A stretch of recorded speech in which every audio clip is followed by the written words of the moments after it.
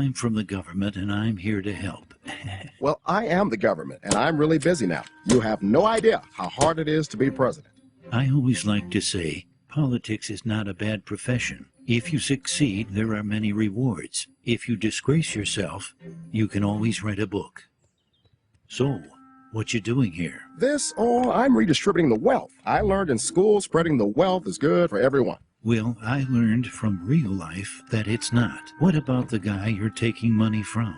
Okay, so it's good for 75% of the people. Isn't taking money from one person to make 3 others happy a good thing? No, it's a very bad thing. In fact, there's a word for it. It's called theft. But it will better the lives of 3/4 of the people. Actually, it will make life worse for 100% of the people. And we call that socialism. I can't stand how all you conservatives say socialism, like it's a dirty word. That's funny. I feel the same way about how you liberals use the word capitalism. How about giving me 5 minutes and let me tell you a story? Jelly bean? No thanks. I'm good. Well, they're mine, and I'm happy to share some. That's all right, Ron. As I see it, I'm already entitled to at least half of them. That's a good one. Not long ago, there was a college professor in Texas, and he... Oh, can you make it Southern Methodist? I'm gonna have me a presidential library there one day. Sure. Yeah, right. When I'm president, I'm gonna have the biggest presidential library in history. Yeah, because yours is going to be the only one with an adults-only section. Oh, gosh. I just cracked myself up. So, the professor was teaching one day when one of his students came up with what he thought was a brilliant idea. Professor, on behalf of the entire class, I would like to go on record and say that socialism works. It gets rid of the upper and lower class. No one is rich and no one is poor. We would all work hard and we would share everything. Oh, man. Yeah, go us. Sounds wonderful. We'll be able to have private jets, right? Don't think it'll work very well. I feel what you're both saying, and I love you for it. You are both very intelligent women. You pig! Ow! It wasn't me. Socialism, huh? All right, let's do a little experiment. All grades will be averaged for the next test, and everyone will receive the same grade. Oh, that sounds good. I mean, the best students will still have pretty good grades, and now nobody will feel like a failure. Read my lips. No one will be a failure. Right, son? You got it, Pop. This is great news. I better text my buddy Carl. Red Rover, Red Rover. No need to send those answers over. Yeah, you probably would have got caught anyway.